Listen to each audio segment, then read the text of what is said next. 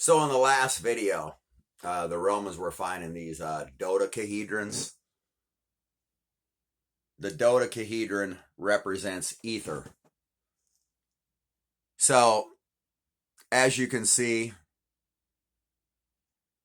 fire, air, water, ether.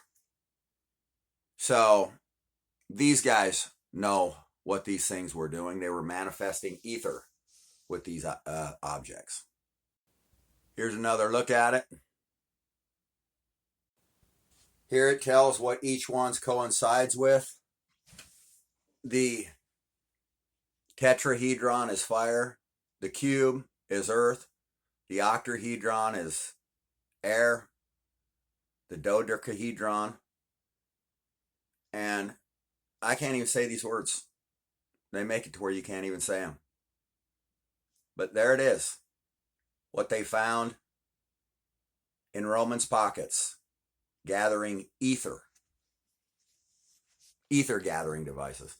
An ancient person who was around when one was found told one of the people that found one, you would not understand this thing. It's a very complex object. In ancient Tartaria, they knew how to use energy, frequency, and vibration to create objects that healed people. When they would go through these, what are churches now, but used to be healing centers. And they would use sonic waves to heal people with these technologies. Here's another picture of a Tartarian instrument, and these things were tuned to the tuning of the gods. The same tuning that my band tunes to. All other heavy metal bands tune to a different tuning. But we tune to Tartarian tuning. The tuning of the gods. You see, energy, frequency, and vibration can either flow properly or flow with a bunch of static. And they want your life filled with static. They even put the sounds of screaming people in your ears. Do you think that these Tartarian machines put the sound of screaming in people's ears at low frequency with these 5D devices they got in every one of our towns?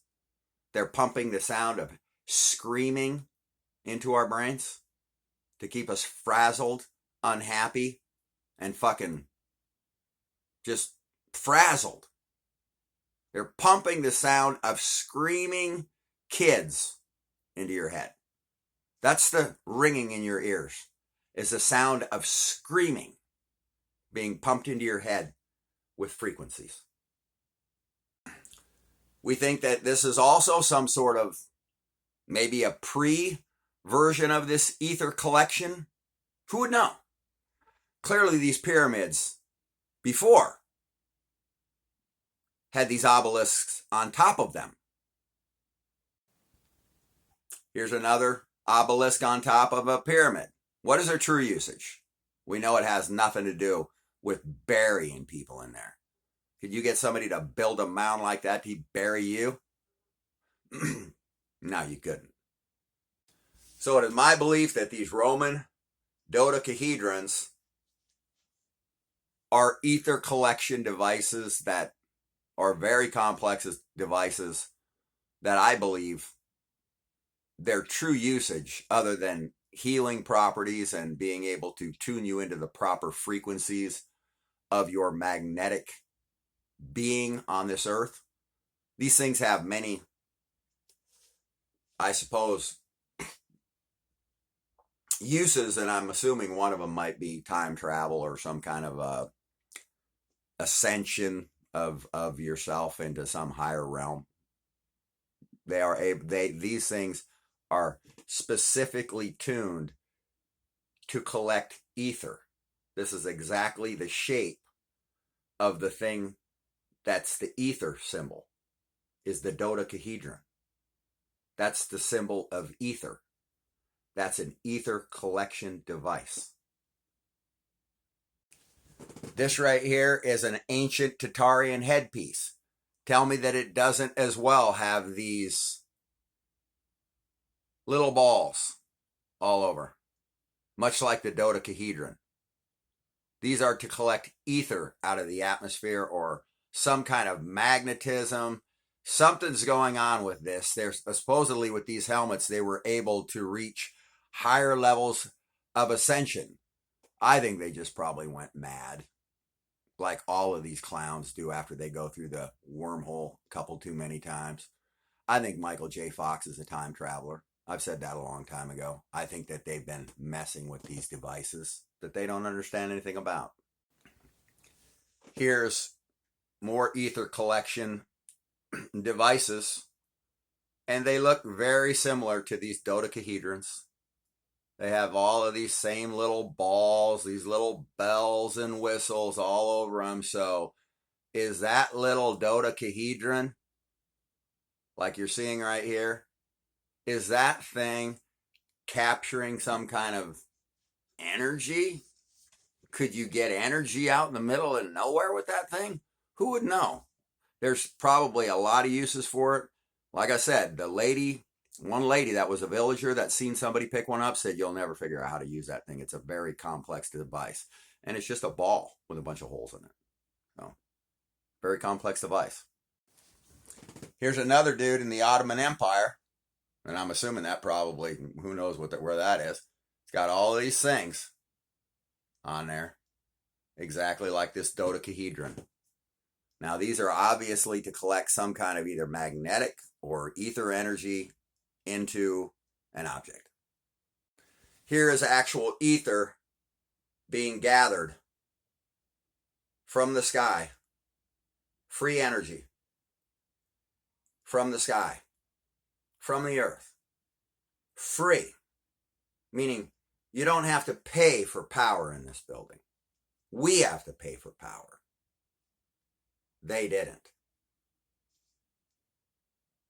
You can see back in the day they were pretty technologically advanced. They were able to even make cock rings in the past. I mean, I'd like to get my hand on a couple of those things. I mean, that is a nice looking cock ring right there. And this was found in the past. So clearly people were getting busy for a long time. Pretty sure we can tell that. Maybe that's not a cock ring. Maybe it is. Who would know? That's a cock ring to me. So you guys can call things dodecahedrons, whatever. If I see something and it looks like a sex toy, I'm calling it out. Straight talk right there. This ancient Egyptian symbol seems like just nothing. Just seems like some cute artwork. But it's not. That right there is your pineal gland. That's right here. Your third eye.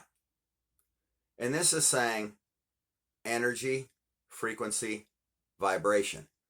That there's no end. These people had the ability to transfer themselves into other bodies. And I believe they've done just that. I believe that Gilgamesh is alive. I believe that several Babylonian kings are out grabbing wealth right now. Because the people that know them know they're actually a Babylonian king that's been brought back from the dead. And it actually is maybe a 3,000-year-old vampire, alien, internet and space surfing loser. Maybe you are. To me, you're just a joke-ass thief who likes ripping fucking people off. You're no king to me, bro. You're the king of bad news. Basically, what it comes down to is this shit right here. And I ain't talking about blow, baby. I'm talking about monatomic gold. Almost every object, when you get it to the quantum level of spinning these two fields backwards, everything turns invisible at a certain level and then comes back into play. And they say that it actually leaves and goes into a different dimension. So I believe that these guys are using all of these devices to raise their ascension into different planes of being and into different spaces, time travel, all kinds of tech that we have no idea what it is.